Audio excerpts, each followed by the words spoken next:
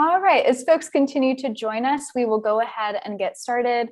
Hi, everyone. I'm Julia with Politics in Prose, and we're live with Mary Pipher and Karen Shoemaker discussing A Life in Light, Meditations on Impermanence. You can find a link in the chat column to get a copy from us at Politics in Prose. If you have a question for our speakers, please use the Q&A feature found at the bottom of your screen. We'll move to your questions in the last portion of the discussion, though we apologize in advance if we run short on time to get to all of them. Additionally, we're glad to offer closed captioning for the event via Zoom's auto captioning service. To enable captions, click the CC live transcript icon at the bottom of your screen. We're very lucky to have with us today Mary Pipher, celebrating her luminous new memoir of essays. As she did in her New York Times bestseller, Women Rowing North, this book taps into a cultural moment to offer wisdom, hope, and insight into loss and change. Drawing from her own experience and expertise as a psychologist specializing in women, trauma, and the effect of our culture on our mental health, she looks inward in A Life in Light to what shaped her as a woman, one who has experienced darkness throughout her life, but has always drawn to the light. The author is a psychologist who earned her title as cultural therapist for her generation. She is the author of 4 New York Times bestsellers, including Reviving Ophelia, The Shelter of Each Other, Another Country, and most recently, Women Rowing North. She lives in Lincoln, Nebraska. And joining her this evening, we're lucky to have Karen Shoemaker, the author of Night Sounds and Other Stories and the Meaning of Names, who is the founder and director of Lark Song Writers Place, a literary art center in Lincoln, Nebraska. On behalf of Politics in Prose, that's it from me for the moment. Please join me in giving a warm virtual welcome to Mary Pipher and Karen Shoemaker. Thank you both for being here. Thank you, Julia.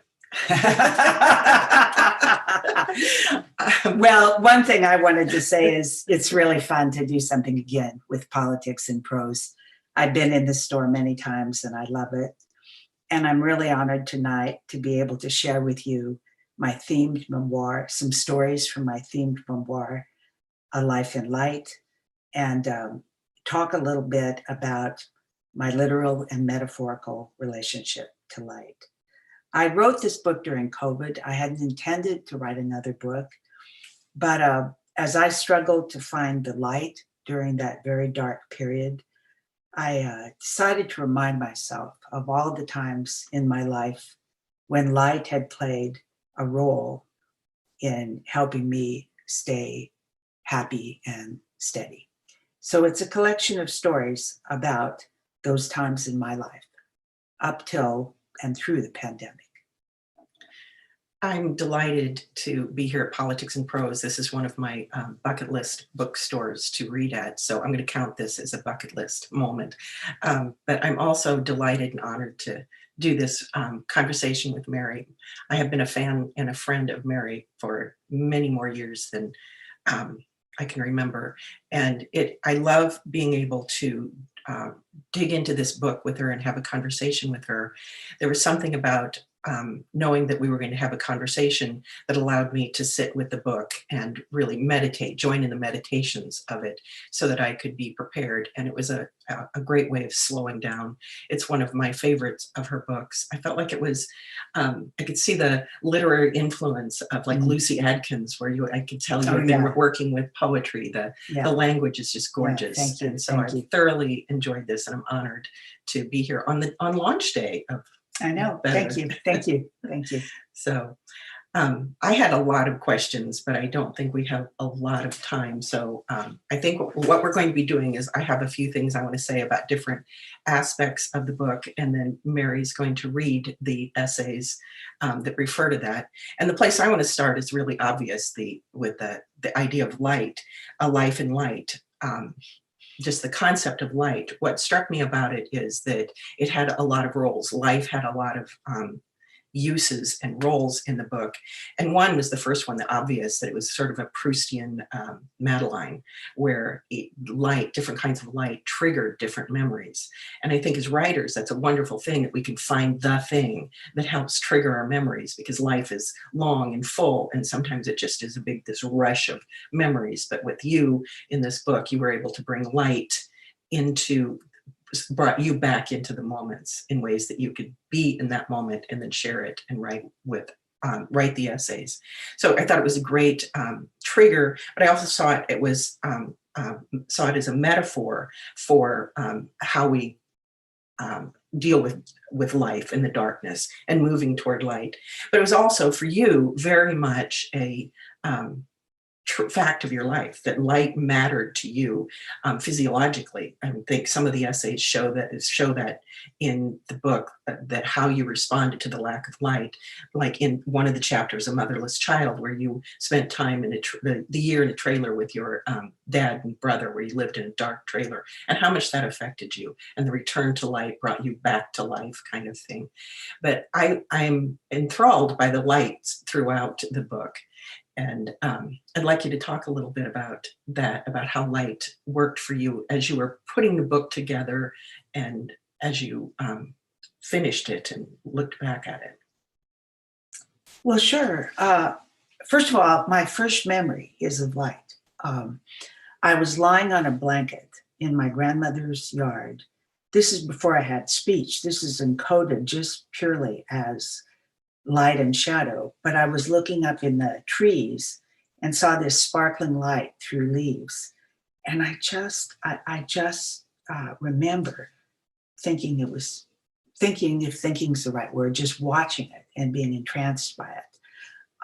I also think my memory is almost totally encoded in light. Mm-hmm. Whenever I remember anything, I remember the light in that particular scene. And I'm a very solar power person. I just always want to be in the light. In fact, I could never be in a basement apartment. I've never been able to work in a room without a window. And when I'm in a hotel room or even in a friend's home, if the shades are drawn, I can't run fast enough over to pull them up. Yeah. I just, really like to be in light. And so, for example, I think if maybe now would be the time to read the first story, because one of the roles light has played in my life is it's kind of been a salvation. Mm-hmm. It's been a way to rescue myself from whatever personal darkness or sorrow I had. So I think I'll read now the first story, which is called The Fountain in the book. When I was 5, my family was in a difficult situation. My father had signed up for the Army just as the United States entered the Korean War. He had been home once in 3 years since he had left in the fall of 1945 when I was 2. During that visit, my mother had become pregnant with my brother John, who had yet to meet his father. Occasionally, our dad sent us presents from Korea. I received a cocoa cup he had decorated with raindrops and a pink umbrella. He had carefully printed my name on the side, and at the bottom of the inside of the cup, as a joke, he had written "Stop." He also sent me a doll and some bright Korean cloth. But really, we children had almost forgotten our father. My mother's name was Avis, from the Latin root word for bird or soul. She was indeed soulful, although her singing voice was as croaky as a crow's. Our father, Frank, appropriately named because a more authentic and direct man did not exist. I was the oldest of 3. My brother Jake was 1 year younger, and my brother John was a baby. Our mother was in her 3rd year of medical school and working long days. After putting us children to bed, she studied far into the night. In a picture of her from that time, she is holding Jake and me on our lap, showing us a picture book. Jake is wearing a shirt so small for him that his entire belly is exposed. I'm wearing a white t-shirt with the logo of Fitzsimmons Army Hospital. Mother is in a cotton house dress with a flowered kerchief tied around her head. Her face is thin and she looks exhausted. As our mother walked out of the door early morning, she would often say, be kind to each other. During the long days, we children were left with a series of housekeepers, none of whom could satisfy our mother's standards. She would deem the women who she could afford to hire to be lazy or unclean and would soon fire them, only to hire an inept replacement. My brothers and I were free-range children, living on a dirt road in a tiny house in what was then the small suburb of Aurora. From my relatives' stories, I ascertained that I was an early reader and that even as a toddler, I could fall asleep only if I had a magazine or a picture book to thumb through. I liked to ride my tricycle on the cracked sidewalk and play hide and seek with my brothers. Every night, I waited on the stoop for my mother to come home. And when she did, I barnacled myself to her side until bedtime. Our mother was brave, unflappable, and endlessly patient, but her tasks were many and her free hours were few. When she was with us, she was loving and attentive. She liked to bake and sew. Once she made me a Lady Baltimore cake for my birthday. Sometimes she drove us into the mountains for picnics beside fast moving clear streams. We would take off our shoes and wade into those cold waters, walking gingerly on the sharp rocks and slipping and falling into the water, only to be carried a few feet downstream by the current. Chilly fun for all of us. We could not afford amusements, and the polio epidemic kept us out of public parks and away from large gatherings. On Saturday evenings, we drove to the KOA radio station. We had discovered it by accident one night when our mother had taken us for a drive on the high plains to see the stars. Jake noticed a tall lit tower and asked if we could go see it. When we arrived, we discovered something much better than the tower. In front of the station was a large fountain illuminated by rotating colored lights of red, yellow, and blue. Our family would climb out of our car, sit on the warm hood of our Chevy, and watch the splashing colors change. I remember everything about this experience, the heat of the day still emanating from the car hood, the cool breeze from the mountains, the sagebrush smell of the air and the glittery stars above. But it was the fountain that entranced me, the way the light danced in the cascades of water and spray splashing red, then blue, then yellow, and of course, the rainbow hues in between as it turned from one color to the next. Dazzled by the sparkling colored lights, I forgot my missing father, my indifferent caregivers, my loneliness, and my restlessness. At the time, I didn't have words to explain my fascination, and I'm not sure I have those words now, but this light on water was the most beautiful thing I had ever seen. I would stay focused on the fountain for a long time. Of course, my little brothers quickly grew bored and ran around the parking lot. Our mother retired to the driver's seat and dozed. She was an expert on catnaps and would take them all of her life. Eventually, it would be time to climb back into the car for the ride home.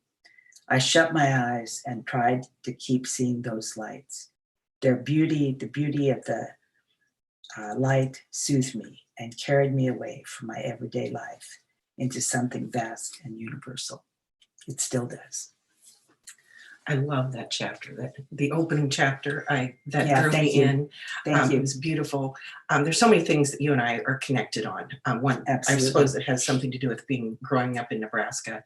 And it's funny, I didn't realize this about that connection between you and I. My first memory also has to do with lying underneath a tree on a swing at my grandmother's also, only it's the sound that is my Madeline for me. It's underlying under a cottonwood and listening to that papery sound of the leaves, which is different than other trees. But also this particular chapter, I talked to you about this. I'm recalling an experience of you and I going to a museum together, the Museum of Visionary Arts in Baltimore, and being enthralled with an exhibit that involved a revolving cylinder and a strobe light where you viewed the art with your eyes closed and saw it on your eyelids. And we both sat there. I think we sat in this place and people would come and want to do it and you and I would stay and then we'd get up and come back. So we were both had that enthralled with the light aspect. And I love the ways in which that reading yours this is what I think is beautiful about a memoir, especially this one, is the ways in which there's kind of a conversation between you and the reader that invites us to recall our own. We are entering your life, but we're also recalling our own as we read these micro essays kind of thing. So I think they're really beautiful.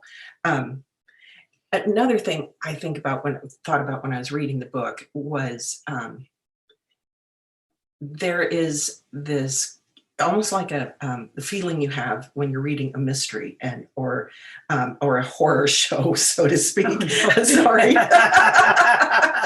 But it's sort of like watching a movie where don't look in the basement. And instead I was looking at this little girl and I knew what was ahead with different times. And I was like, don't grow up, don't go into the future, especially when we when there's parts in there that I could really see the influence of your activism about climate change, where in this, you didn't really talk about climate change. You simply talked about how climate was, how life was when you were a child and how different it is now. And the scene that I'm remembering right now has to do with driving at night in Nebraska.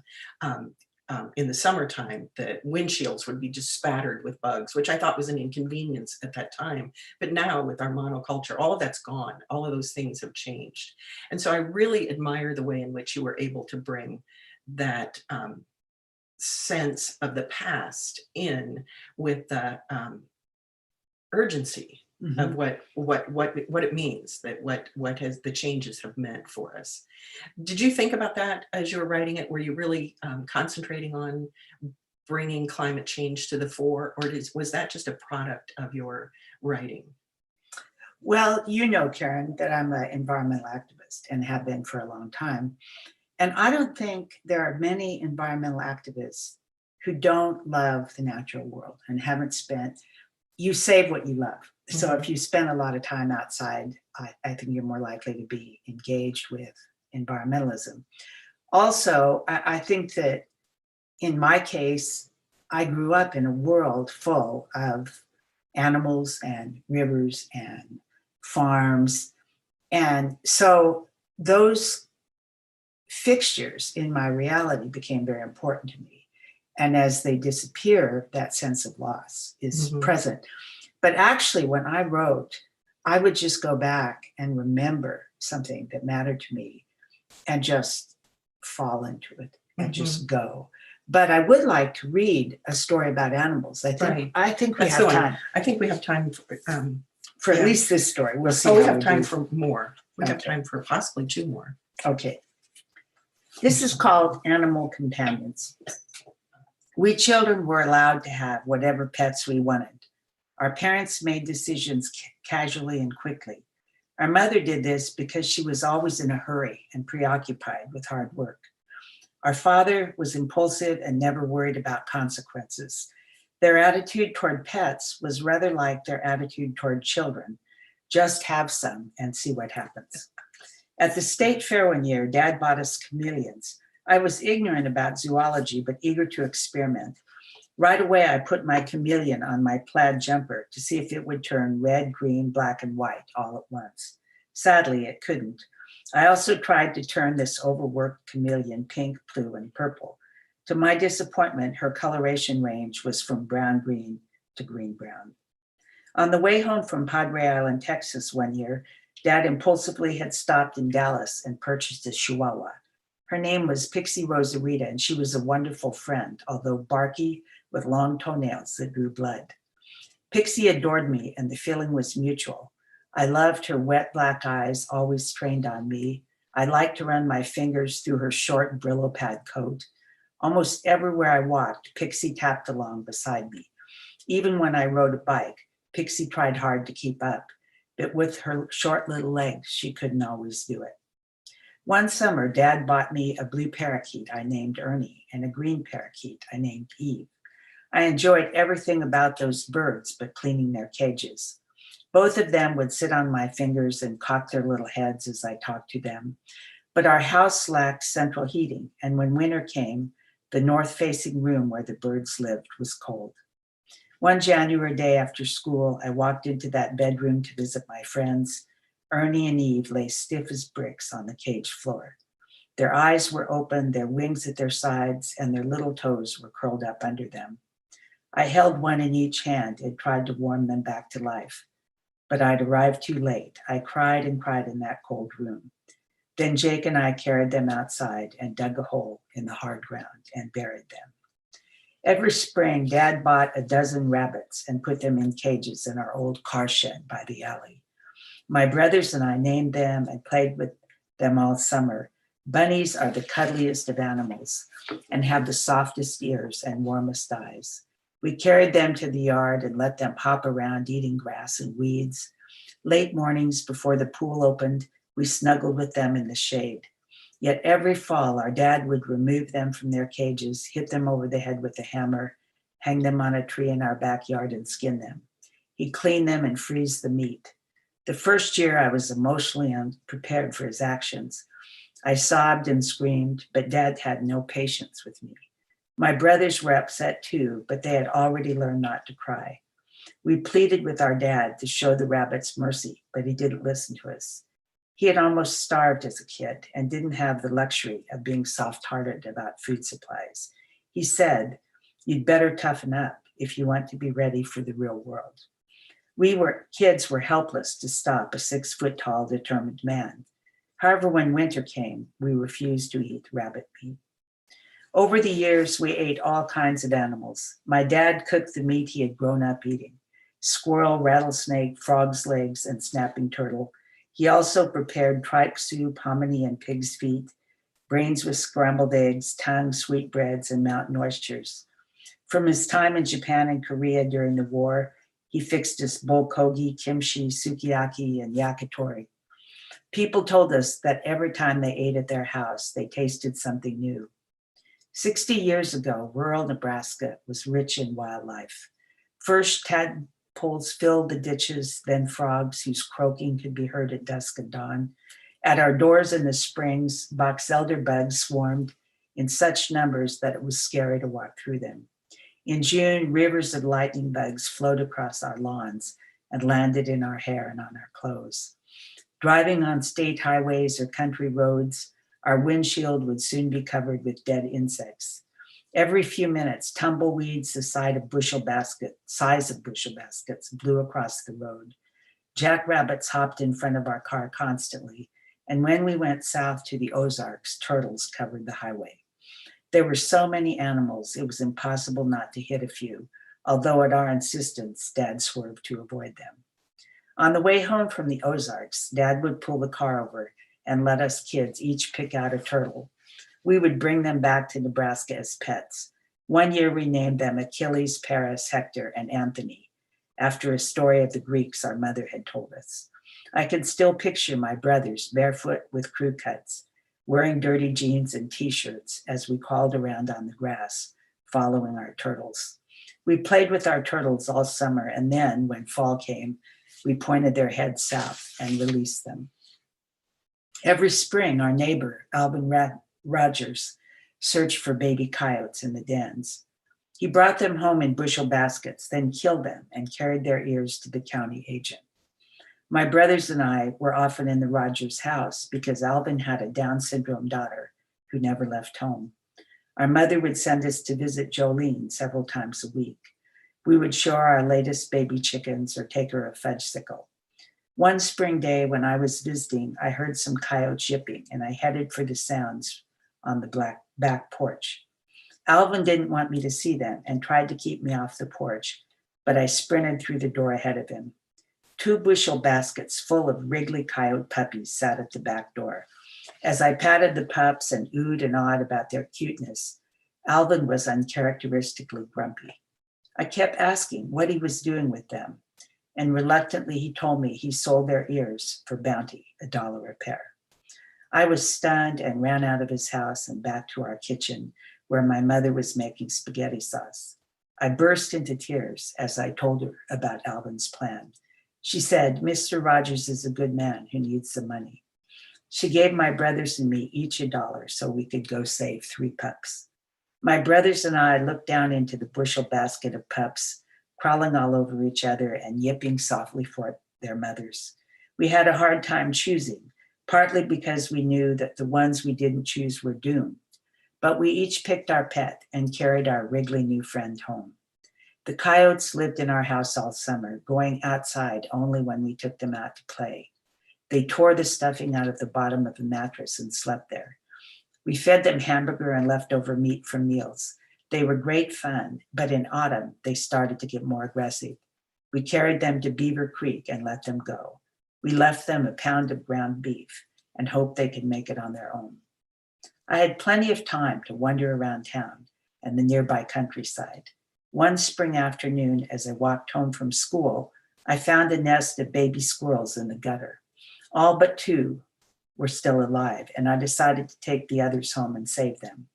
These were young squirrels, still naked and no bigger than my little finger, and the act of rescuing them made me happy and excited. I found a shoebox and filled it with soft cloth. Then I dipped a piece of cotton in milk and let each baby suck on this cloth. I put my squirrels on a shelf by our heater and fed them almost every hour during the day. From then on, I rescued every animal I could find. On windy and rainy days, I would hunt for baby animals in ditches and gutters and under downed tree branches. I would bring them home to my little hospital with its shoebox and soft cloths. Over the years, I saved many a mouse, possum, squirrel, and bird. I fed tiny mammals sips of milk from the piece of cloth and kept baby birds alive by squirting thin oatmeal from a dropper into their mouths. Well, there's more in that chapter, but I think I'll stop there. But as you can see from that chapter, I loved animals, and I still do. I think when listening to you read this and in reading the book that it's clear that it's like a love song to your childhood, the tragedy and beauty of it, and a love song to Nebraska, to rural life. It's just beautifully done. And there's so much I'd like to stay in the childhood part because there's really beautiful essays.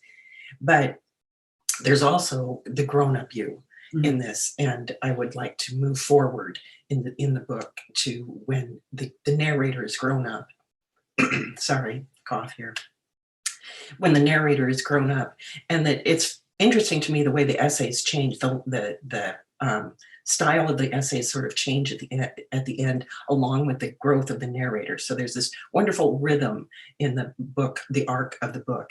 And the essay that comes to mind is Okinawa. I think we have 10 minutes. Do we have time for 2 essays, or do you want to go? Let's see what we should do. Maybe I'll read Okinawa since you brought it up. And then if we don't have time, we're all right. I love that one visit. because it does have the narrator who has a way of looking back and is pulling things together. Not quite the drop of the book as the idea of where things come together, but it's beginning to come together. All of that life that you've lived and the life of your ancestors is coming together in this particular essay. Thank you. Thank you. Well, one of the reasons I like memoir is as it comes together, as the book comes together, my own life comes together. It helps me see things more clearly than I would have seen them before. And it's also, I discover some things that really surprised me. Just one example before I read Okinawa. I realized reading this book how much of my life was defined by loving other people and seeking attachment and bonding with people, and how relationships were so important to me. Especially the elderly. I would have to say that really comes out. I loved my grandparents and my aunts and our elders. And the pottery teacher who was an old woman who helped me learn to love myself when I was in junior high and having a pretty rough time. But the other thing I realized is, given my life stage now at 74, I'm in a different life stage. I built attachments for the first 5 or 6 decades of my life. And now I'm in a stage where most of the learning has to do with letting go of attachments and looking instead of outside myself for love, looking instead for the love within my own heart. My grandchildren that I wrote so much about in Women Roaring North have grown up. I'm going to more funerals. And I'm aware that, especially with the pandemic, most of the love we generate in our lives comes from ourselves. So that's been an experience that I became more aware of as I wrote this book. Well, let's read Okinawa and then see whether we want to just talk Okay. or read another Okay. chapter. We do have some questions. I know, From the and I'd audience, like so, to give yeah. I'd like to give them Yeah. a chance to ask questions. So Okinawa, my father, as I mentioned, fought. He was a medic in World War II, and this is about Okinawa, where he served, one of the hardest places to serve during World War II. In 1995, I was invited to work in Okinawa. This was just after the armed services had resolved to fully integrate women into their ranks. The Navy needed gender education, and I was selected to be a speaker. The military gives a rank to people so that it knows where to put them in the hierarchy. I can't remember my rank, but it was high, and Jim and I were given the general's guest house. This was a spacious four-room apartment with leather-bound books, a fully stocked bar, and elegant furniture. During my time on this island, almost everything I saw reminded me of my father. 50 years earlier, he had been there as a Navy medic with the invading force whose mission was to dislodge Japanese troops. In the mid-1940s, Okinawa had been a steamy place with almost impenetrable jungles. The only way to move forward was to hack through roots and vines, always alert for landmines, ambushes, and poisonous snakes. Most colored the green of the vegetation. The Japanese had burrowed into caves underground and were determined to hold on, even if it meant the death of all. The battle for territory was fought foot by foot, with many Americans dying from surprise attacks, aerial bombardment, and hand-to-hand combat. Through it all, my father ran from man to man with a stretcher and an emergency medical kit. He didn't carry a gun, and the Japanese troops did not spare the medics. Dad picked up men with faces torn off or limbs shattered, dodging bullets as he hauled the injured to medical tents. He must have seen 1,000 deaths or more, including many of his friends. He witnessed people stabbing each other with bayonets and men who had been blown apart. At the same time, he was not living in the general's quarters. He was a grunt, sleeping in a tent on the sand or in a small clearing in the jungle. He was covered in insect bites, always hot and unable to shower or relax. When he wrote his mother, he never mentioned the death, the trauma, or the constant risk of being wounded or killed. Instead, he wrote, "The food is terrible, but fortunately, the water is even worse." Jim and I dined in the officers' mess, where we were offered fine wine and fresh-caught fish. We were given tours of the island. Under a light blue sky, dark waves rolled onto white sand. Ribbons of orchids cascaded down the side of waterfalls. The hills were covered with stone graves that looked like turtle shells. During the battle for Okinawa, 200,000 civilians died, including, let me read that sentence over. During the battle for Okinawa, 200,000 people died, including 1/4 of the Okinawan population. We visited a center by the sea that Pearl S. Buck had funded to promote American-Asian friendship after the war. Now, a silver-haired American octogenarian dressed in a kimono was in charge. She offered us tea and then took us to see the nearby cliffs. Pointing to the sharp rocks below, she said that when the Americans arrived, this was where many Okinawans jumped to their deaths. The Japanese had told them that Americans were monsters who would torture and kill them all. As I stood by this serene woman in this peaceful place, I could hardly take in all of the suffering that had happened here. Our last gift from the military was a cottage on a private beach where officers took their vacations. We snorkeled in the East China Sea and walked through the orchid-filled gardens. At night, Jim and I sat on a beach and watched the sunset over what was for us a new ocean. When the stars emerged, a few constellations that we recognized were upside down. We focused on Canopus, the great star of the south, and on Sirius, the dog star we knew from home. My father was in his early 20s when he signed up for the war. At that age, I was in college. During the war, he'd been self-sacrificing and courageous, yet he never shared a feast with officers, stayed in a beach house, or snorkeled with 100 kinds of colorful fish. Now his daughter, through many strokes of good fortune, was here too. We each had our destinies. His was short and filled with events I can hardly imagine. Fate had been much kinder to me. Luck is not evenly distributed. There's not always a connection between effort and reward. Some heroes go unsung. My father's willingness to give his young life to run through bullets and jungle to rescue others is the definition of heroic. Every night on that beach, 7,000 miles away from his home and mine, I thought of my father. He had been so angry at my brothers and me for opposing the Vietnam War. Our marching against the war must have felt like a betrayal. He'd been willing to fight for his country. He'd sacrificed so much and been scarred emotionally by war. Then his children sang Pete Seeger's Steady War No More. My father did the best he could, just as we all do. One definition of adulthood is that we can see our parents as people, independent of their relationships with us. Looking at the night sky, I could see Frank, not as my father, but as a person who, like all of us, was caught in the tides of his times. I love that chapter. I really do. It comes after we've met your father.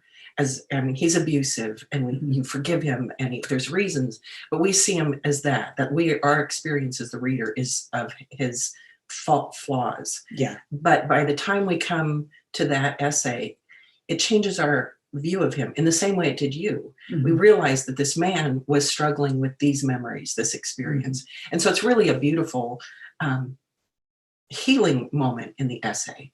In the book. And so it's really a beautiful essay.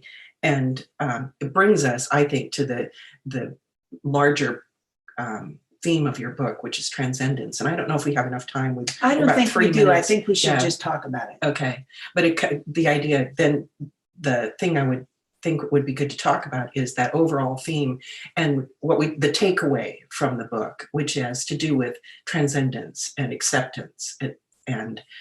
So I don't really have a specific question about it so much as a recognition that that's the overall effect of when you're finished with the book, you have this sense of hope. Not that things may be better, because they might not be, and if they are, they're going to get worse. That life is a series of tragedies mixed with beauty. But how would you like to wrap up talking about this idea of transcendence in the book? Well, I think since I've been fairly young, I've been able to save myself from despair, depression, both of which have been part of my life, by ecstatic experience, by finding myself outside of time in a moment of great meaning and beauty.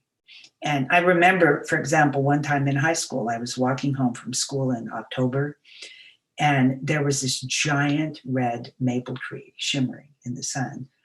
And it just knocked me out. And I remember thinking, well, I bet this is how Moses felt when he saw the burning bush, that this is just such a life-changing experience to look at this shimmering red maple tree. And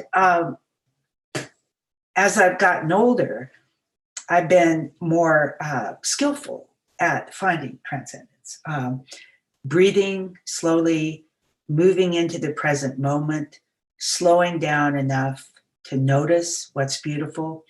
For example, this last few weeks with the very harsh, sad news we're experiencing every day when we read the news, what I've been doing is going out early in the morning for morning walks. And it's a beautiful experience. I can make it a transcendent experience almost every morning, just listening to, we've got meadowlarks here on this dam, and we have maybe 10 kinds of little flowers blooming and cottonwoods down by the lake. And to me, one of the greatest skills a person can have is this ability to step outside of a life of worry and to-do list and, planning and organizing, and step into a moment and inhabit it, and then have something magical happen in it. So, be in it. Yeah. To be present. Yeah. So that's, And one of the things I wanted to do with this book, Karen, was say to readers, you know, I'm just an ordinary person. I don't claim I suffered more than other people. I don't claim I have any special powers to have a transcendent experience. I think we can all, with choice and with skill, create lives that are light-filled. I think it's within our capacity as human. So I hope this book gives people a few examples of that. I think it really does. And I think that you have given us that invitation. I want to draw attention to the last line in the book. Dear reader, you too can write your story as a life in light. I love the way the book ends in an invitation that we can also find transcendence.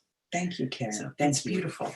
There are several questions that I'll go through, and I'm just going to ask the questions as they came in. Please, So, absolutely. first one, I can see everything you're describing so vividly. Did it take a lot of drafting and revision to find the right words, or do these sense memories flow easily from memory to pen? You know, I have a very vivid memory, especially of my childhood. And one of the things I learned as a child, there was one time my dad actually took me fishing with him, something I almost never did. We were down on the Gulf of Mexico. He was happy. He was going fishing, and I quickly asked to come along. And we stopped at a store for him to buy some bait, and he bought a 6-pack of beer and some cigarettes, and he bought me an orange soda.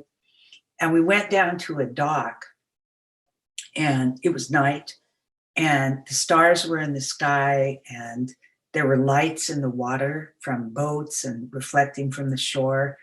And the water smelled kind of fishy and was slapping against the dock. And my dad was happy. And that particular night, I decided I want to save this moment forever in my memory. And I did. I just like, remember everything. Remember your nubby jumper you have on. Remember the smell of the water. Just chunk this experience in your mind. And so I did a lot of that. And the childhood poured out really easily. That's where my memories are most vivid. The more recent stuff, there's probably about a third of the book is post-pandemic. And so I was having very recent experiences that were pretty easy to write about. The hardest part for me was that big mushy middle between about 22. Always the hardest part of writing. Oh my goodness, between 22 and, you know, the pandemic, it's like, well, what happened to me in those 50 years? I can't remember much, you know, so yeah. That's funny. It is the mushy middle that's the hardest. Next question is, this is a kind of a big one, and I don't know how much you want to do with this. Are there any other changes or losses related to climate that you mourn? Well, we could talk about climate change for hours. I will just say one more thing about that, which is my little county, it was out in Beaver City, Furnace County, where I lived, was a very clean, beautiful county. And the water was clean, a lot of fish in it, the air was clean. And now my particular county is one of the counties, they have a terrible word for it. They call them animal-friendly counties, which means they have no laws to protect the county from hog confinement areas, large cattle confinement areas, chicken barns. And so now that county is a stinky air county, polluted water county. And I don't bring this up because it's just my county. I think that experience of loss of beautiful places is in almost everyone's heart. They've lost some beautiful place that they remember. Of course, I want, like everyone else wants, a planet for my grandchildren and for the grandchildren of the coyotes and the foxes. And I'm very fortunate now. I'm not working so hard at making a living that I don't have plenty of time to work on this. I've been in an environmental group that we founded here in Nebraska to stop the Keystone XL pipeline, and we stopped it. Our group was very instrumental in stopping it. And that was 12 years ago, and we're still together and we're still working on environmental projects. There's always something to add to what we need to keep deciding what change can be stopped and what can't, and learning to accept it. It's clear that natural landscapes have played a huge part in both of your lives and have shaped your perspectives. Do you find similar beauty in urban environments? Light reflected off buildings, design and architecture, mixtures of vastly different cultures, etc. Well, we should both answer that. Yeah. I mean, first of all, Karen and I are in a writers group together.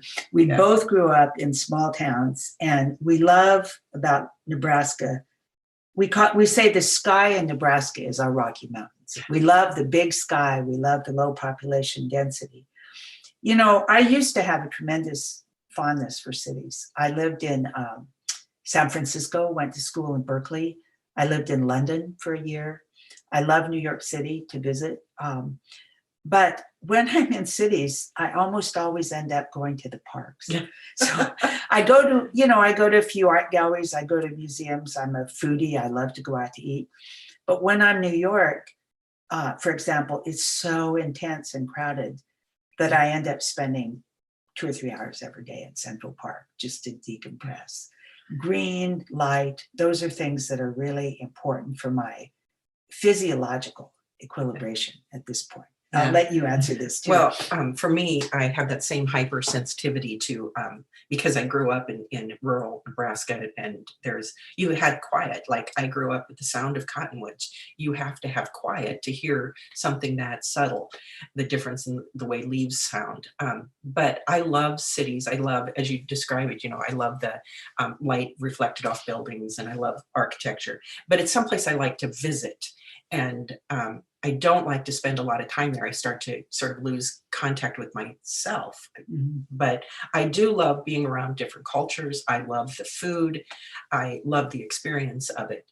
But it's not someplace I really want to live. I need the sky. For me, the sky, if I don't want to live in the mountains. They're beautiful to visit also, but the horizon is way too close.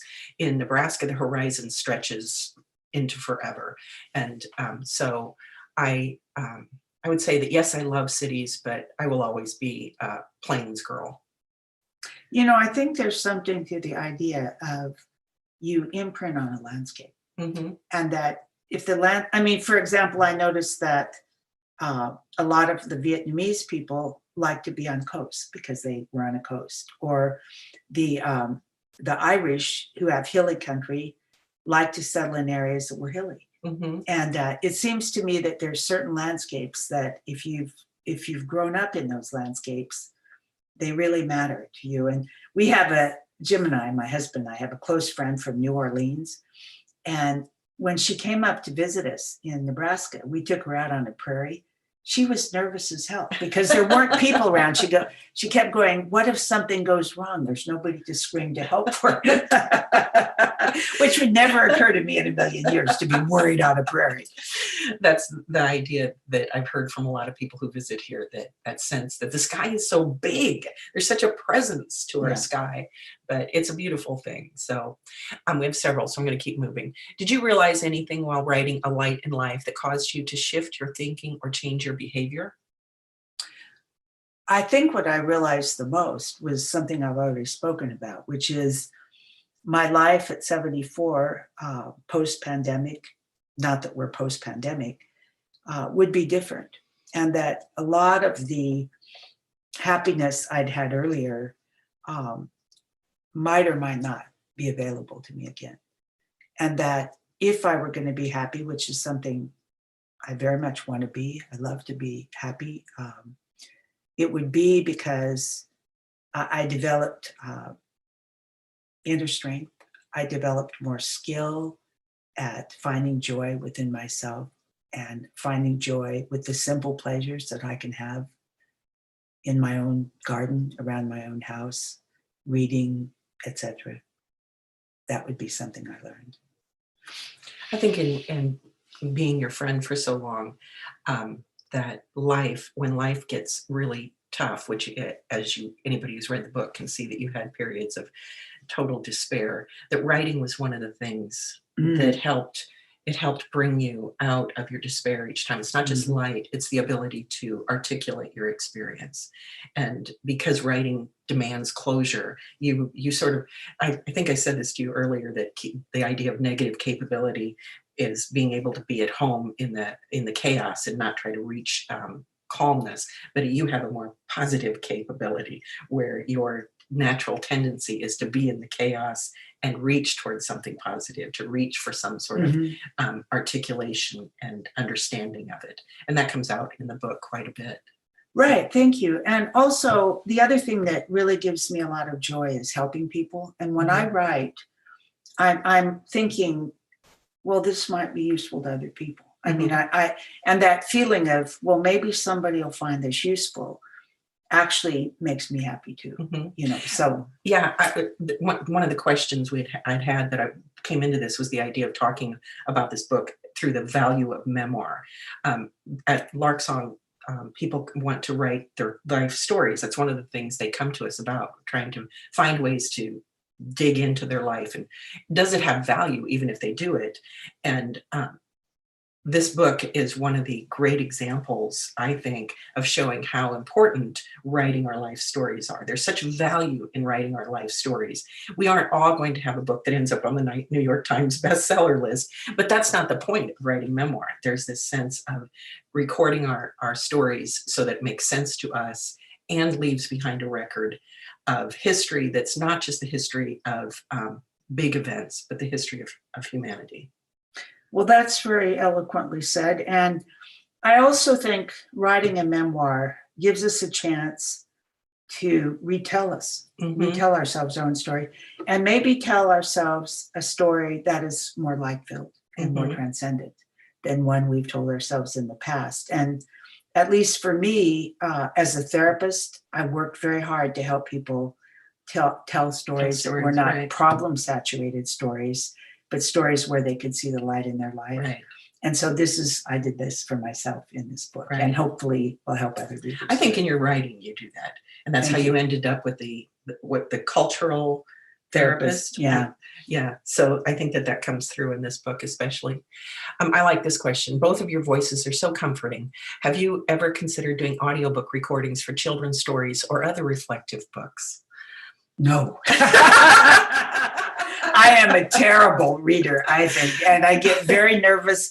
It's hard for me. Like, I'm so glad Karen's here, because I cannot just look at a device and be a warm human being. I need some person to relate to. I couldn't do it. Now, Karen, you could maybe do it. Well, I actually recorded my novel. I was the one who read it for Audible, The Meaning of Names. I am the narrator of it. And it worked fine because it was my novel, but I have to admit, I'm a dreadful reader. And the technician he was my brother-in-law, and incredibly patient, because I stumble over words all the time. And there's really, truly an art to recording stories that I don't know that I could do that, because I stumble over words too much. But that's really wonderful, kind question. So thank you. Maybe if we need a new career at this stage of our lives, we can go to that. Next question is, you've written so personally about your life and experiences. Are you working on anything at the moment, or taking a break after such a revelatory memoir? Well, that's a very kind question too. No, I'm not writing at the moment. I tend to not write in summertime. I like to be outside. I swim, I garden, I take walks with friends. We have a lot of company come through. For me, winter, late fall, February and March, it's a wonderful time to write. And I do a lot of my main writing in the winter. Thank you for asking. Where and when do you like to write? I think you answered that question pretty much, except for the where. Yeah. I write in a light-filled room. I write in my living room on a laptop, so I can be surrounded by as much light as we have in the house. And you have a beautiful view. Her house overlooks a beautiful lake. And so it's a beautiful place to sit, so you can look up and contemplate light while you're there. What do you like to do for leisure or to clear your head? Well, I'm very lucky. My husband's a musician. He's in about 5 bands. And during the pandemic, of course, there was no music, no bands. But the bands have started playing again at wineries. And I love to go dancing. I also just love to be with my friends. Karen and I are a group of women friends that meet at a beautiful cabin on the Platte River and read our writing to each other and talk and watch the sunsets. And I really enjoy being with people. I enjoy, I do a lot of reading. I've got a hammock and I go out and read until the sun sets in the evenings in the summer.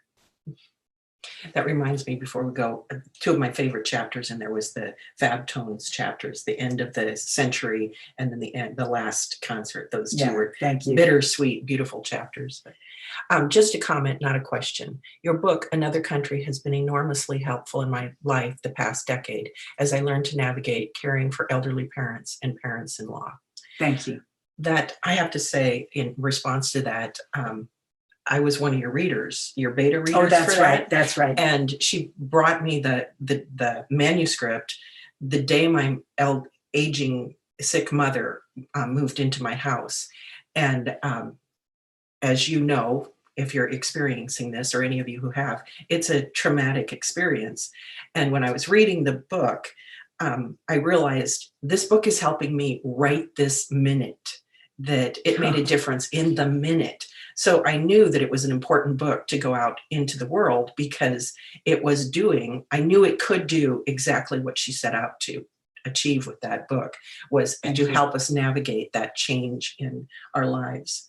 And it's an incredibly difficult period of our lives. Yeah. So, but it was very helpful. Thank you. It's a good question.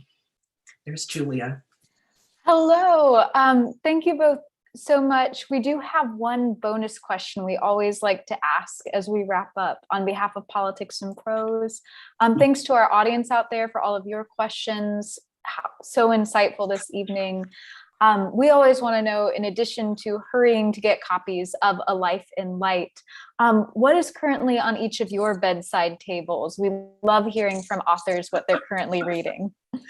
Well, I have a tower. I have a tower of books, and I never read just one book. But I'm glad you guys warned me that I was going to do this, so I could narrow it down. I narrow my list down to 3 right now, and it's because Lark Song is working with the library for their One Book, One Lincoln nominations.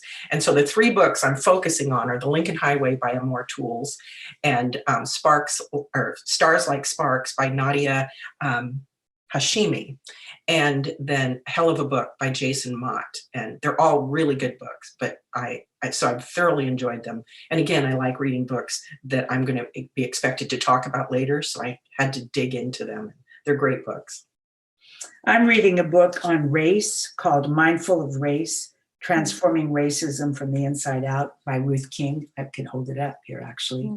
And I'm also reading a book that it might have been written a long time ago, but it's written by Wendell Berry, and it's the life of an ordinary farm woman named Hannah Coulter. Thank you both for those recommendations. And I'm visualizing that tower now. It's so familiar to all of us book lovers. I will, of course, go ahead and recommend that our audience follow the link in the chat column to get their copies of A Life in Light, Meditations on Impermanence by Mary Pipher. On behalf of Politics and Prose, thank you both so much for being here. It's been just a lovely and beautiful conversation. And if it doesn't sound too cliche, just full of light and wonder. Thanks for sharing that.